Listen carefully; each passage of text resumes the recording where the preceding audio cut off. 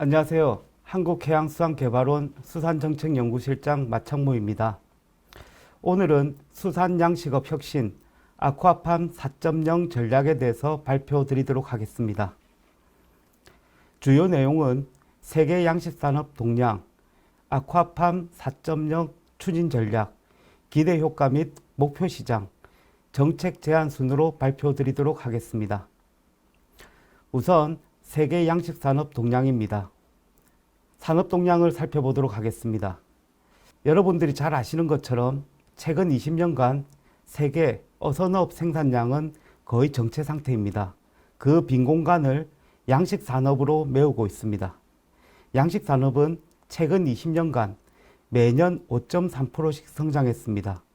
2019년 기준으로 양식수산물 생산량은 1억 2천만 톤입니다. 생산 금액으로는 무려 하나로 325조 원에 달합니다. 세계 수산물 교역량 흐름을 보면요, 거의 대부분이 중국에서 생산되고 중국으로 수입되고 중국에서 수출되는 구조를 보이고 있습니다. 그렇지만 최근에는 중국 수산물 교역 구조가 조금 약해지는 경향을 보입니다. 이는 코로나19 이후 공급망 구조 변화에 따른 것으로 보입니다. 그리고 이전에는 개도국에서 선진국으로 수산물이 수출되는 구조를 보였지만 노르웨이 등 양식 선진국들이 기술과 자본을 통해서 양식 기술을 발전시키면서 노르웨이 양식 수산물이 전 세계로 수출되는 경향도 보이고 있습니다. 다음 페이지입니다. 양식 산업 동향을 볼 때 가장 유심히 봐야 될 부분이 전 세계 양식 수산물 시장 규모가 무려 325조 원에 달하지만 우리나라 양식 수산물 생산 금액 기준으로 3조 3천억 원 수준입니다. 약 1% 조금 넘는 수준이죠. 우리나라의 경우에 전 세계에 유례 없이 균형 있는 산업 발전을 이루고 있는 나라로서 상당히 많은 부분의 기술을 가지고 있습니다.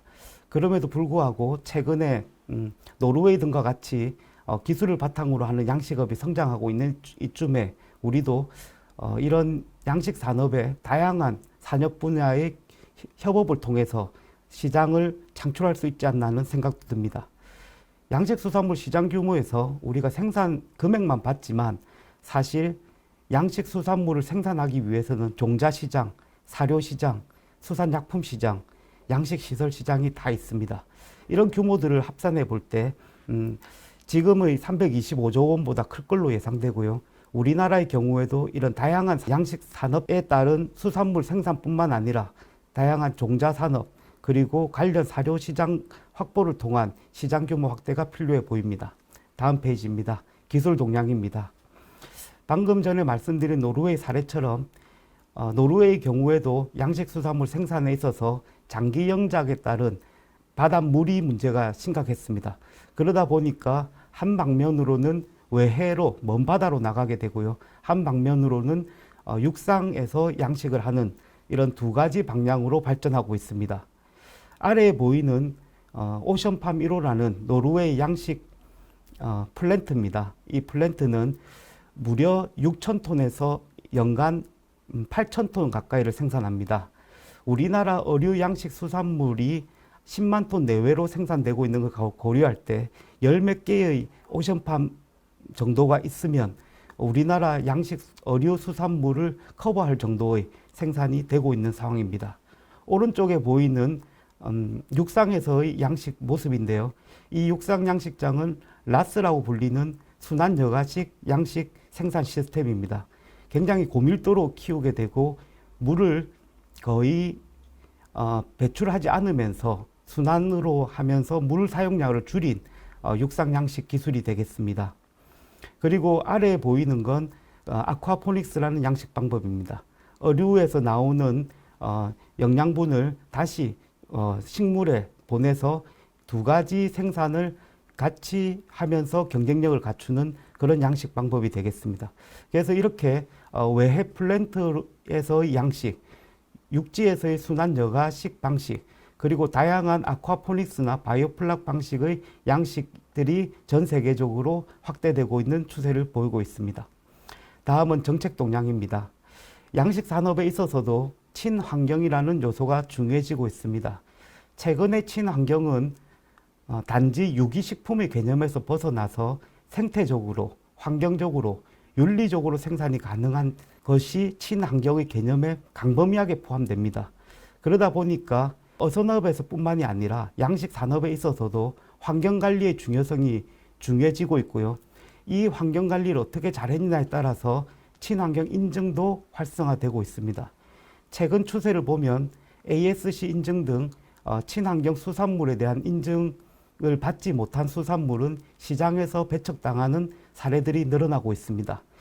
그토록 양식 분야에 있어서도 친환경 양식에 대한 세계적인 관심이 커지고 있고 시장에서의 소비자의 니즈에 맞추기 위해서는 친환경 양식을 확대해야 되는 상황에 직면해 있습니다.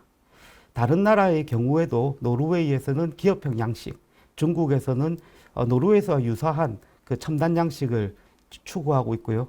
일본 같은 경우에도 과학기술 혁신을 통한 수산업 회복 전략을 추진하고 있습니다. 최근의 경향을 보면 양식 산업도 첨단 기술을 기반으로 한 양식과 친환경 양식 두 가지가 매우 중요한 정책 트렌드가 되겠습니다. 다음은 아쿠아팜 4.0 추진 전략에 대해서 말씀드리겠습니다. 아쿠아팜 4.0을 이해하기 전에 우선 스마트 양식의 개념에 대해서 알아볼 필요가 있습니다.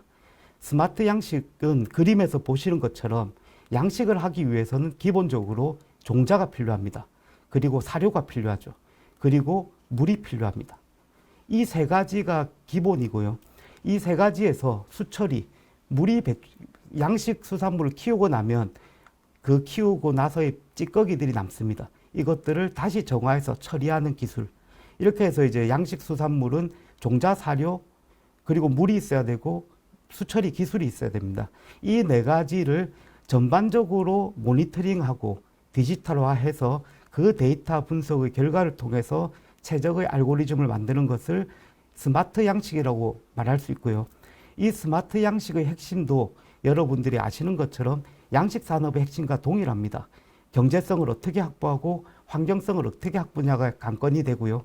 경제성의 확보 방법은 양식장에서의 폐사율을 저감하고 사료 효율을 향상시키는 부분입니다. 그리고 환경성과 관련해서는 물고기의 스트레스를 최소화시키면서 배출물의 오염을 낮추는 이런 양식 방법을 고민하게 됩니다.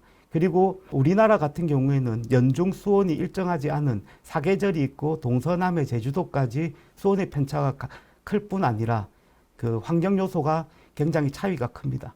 그러다 보니까 우리나라의 경우에는 에너지 효율성에 대한 부분도 굉장히 중요한 요소가 될 것 같습니다. 앞으로 탄소 중립 시대에 순환여가 양식 시스템 또는 육상 양식 시스템에서의 에너지 효율화 문제는 매우 중요한 이슈가 될 걸로 보입니다. 다음 페이지입니다. 아쿠아팜 4.0은 지금 1.0부터 4.0까지 진화하는 단계에 있고요. 아직은 현재 대량 생산 산업화 정도의 2.0 수준으로 보시면 될 것 같습니다. 최근에 노르웨이 등 북유럽 국가를 중심으로 해서 디지털화가 진행되면서 편리성을 향상하고 자동 시설 제어를 하는 등 그 자동화 기술들이 도입되고 있으면서 통신 기술을 통한 데이터 분석 기술까지 이제 확장되고 있습니다.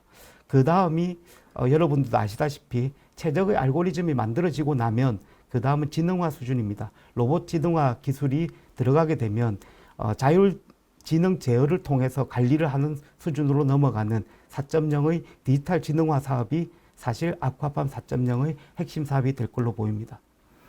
우리가 아쿠아팜 4.0 사업을 준비할 때 가장 먼저 고민했던 부분들이 어떻게 업인들의 그 현장에서의 기술 적응성을 높이고 그 기술의 재현율을 향상시킬까 하는 부분이었습니다.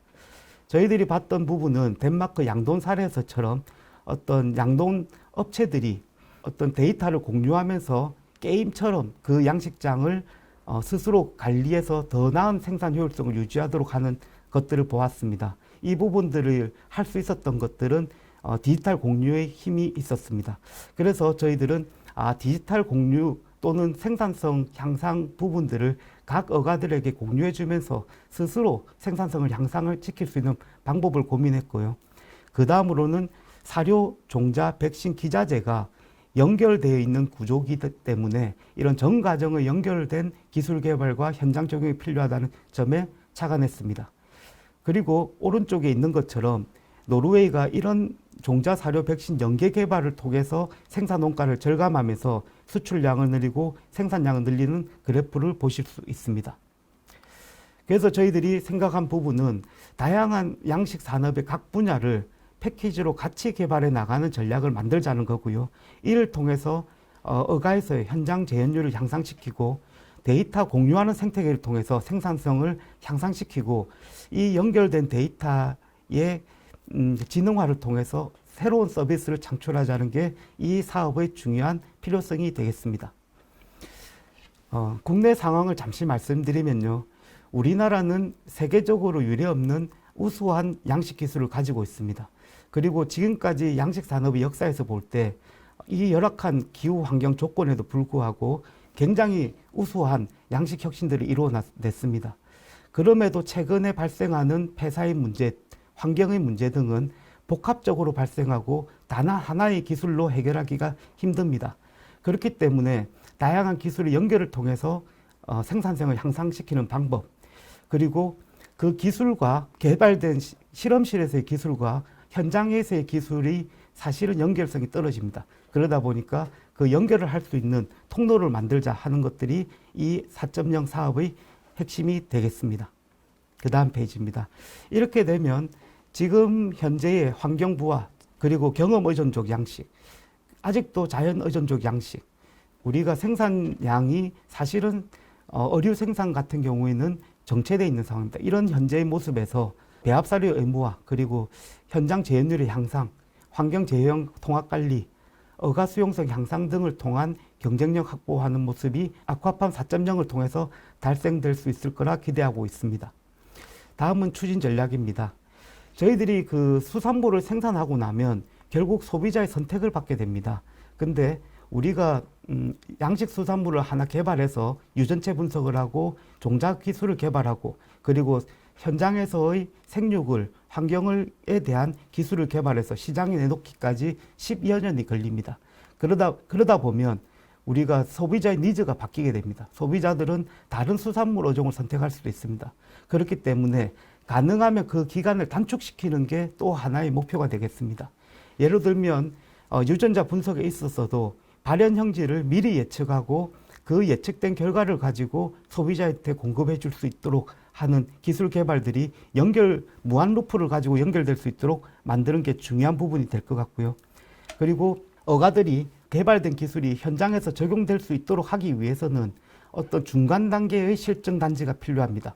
그래서 실험실 수준에서 만들어진 기술이 상업적 공간에서 다시 재현되고 그 상업적 공간에서 재현된 기술이 어가의 현장에 들어갈 수 있도록 하는 것이 아쿠아팜 4.0의 또 다른 핵심 과제라고 할 수 있겠습니다.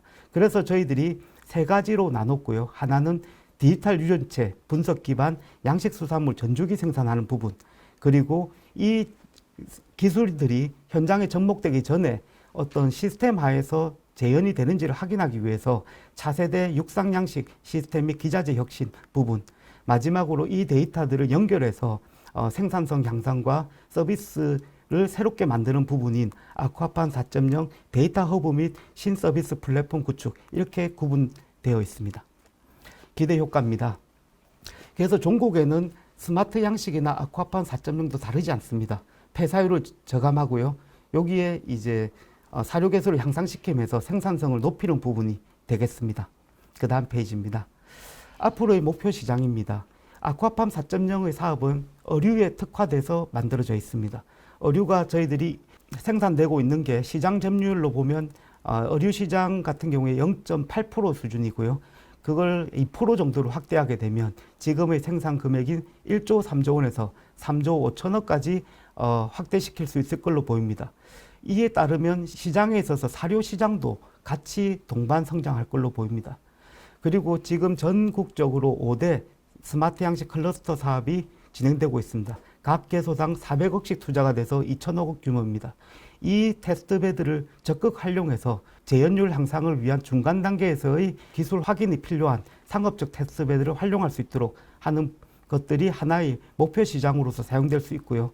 그리고 전국에 554개 육상수료지 양식장이 있습니다. 이 육상수료지 양식장들을 리모델링하고 반유수식에서 순환여가식으로 가는 과정에서의 이런 시장도 충분히 생각해 볼 수 있고요. 앞으로 해상 환경이 매년 반복되는 자연재난에 의해서 폐사가 일어나고 있습니다. 그렇다면 우리가 과감하게 해상 가두리 양식장에 있는 부분도 자연재해가 취약한 양식장에 대해서는 육상으로 올릴 수 있는 그런 시장도 분명히 존재할 것이라고 생각됩니다. 정책 제안입니다. 지금 양식 산업과 관련해서는 국가 로드맵이 마련되어 있지 않습니다. 그래서 지난해 저희들이 추진했던 아쿠아팜 4.0과 같은 예타 사업에서 추진했던 것들이 사실은 좌절됐습니다. 그렇지만 이 좌절을 계기로 해서 다시 한번 아쿠아팜 4.0과 같은 프로세스의 사업들은 국내 양식 현장에 꼭 필요하다고 보입니다. 그래서 국가 R&D를 추진하는 전략을 새롭게 마련해서 이런 재현율 향상과 기술 개발 속도를 단축하고 자생적 구조를 마련하는 역할들을 할 수 있도록 추진 전략 마련이 필요하고요. 그리고 관련된 법, 제도, 정비에 있어서도 민간 자본 및 기업 참여 확대 등을 위한 인센티브 강화 방안이 필요할 걸로 보입니다. 또한 가장 중요한 건 앞으로는 소비자 중심의 양식 생산이 중요하다는 점입니다. 그래서 소비자가 무엇을 원하는지를 판단하고 그 판단 근거에 따라서 유전체 분석하고 종자를 생산하고 양성해서 식품을 개발하고 소비하는 전 단계에 대한 가치사슬 강화가 필요할 걸로 보이고요. 이러한 가치사슬 강화의 과정에서 나타나는 데이터들의 디지털화, 그 디지털화된 데이터를 가지고 다시 역으로 성장할 수 있도록 연결 체계를 만들어내는 과정들도 중요할 걸로 보이고요. 어류 양식에 있어서는 무엇보다도 다른 양식에 비해서 종자, 사료, 수산약품, 기자재 산업이 중요합니다. 이 네 가지가 같이 균형 있게 성장될 때 양식 산업이 성장할 수 있기 때문에 전후방 가치사슬 강화의 필요성이 어느 때보다 중요하다고 보입니다. 그리고 앞으로는 젊은 세대들이 우리 양식 산업에 들어와야 됩니다. 육체 노동이 아니라 관리형 양식 그리고 지능을 이용한 양식 방법을 가지고 일자리를 만들 수 있도록 하기 위해서는 양식 시스템 자체도 지식 노동으로 바뀔 수 있는 그런 체계를 만들어 가야 할 걸로 보입니다. 그리고 기후변화, 지금 탄소 중립 이슈 등에 대응하기 위해서는 에너지 사용을 절감할 수 있는 양식 시스템의 개발도 중요할 걸로 보이고요. 향후에는 미래에는 도심에서 양식장 관리가 가능한 시스템 구축도 가능하리라 보입니다. 최근에 한국해양수산개발원은 에트리와 같이 디지털 트윈 기술을 접목하기 위한 연구를 진행하고 있습니다. 이런 다양한 기술들을 통해서 양식 산업의 그 외연 확장과 더불어 우리가 미래를 선도하는 핵심 산업으로서 성장할 수 있을 걸로 보입니다. 감사합니다.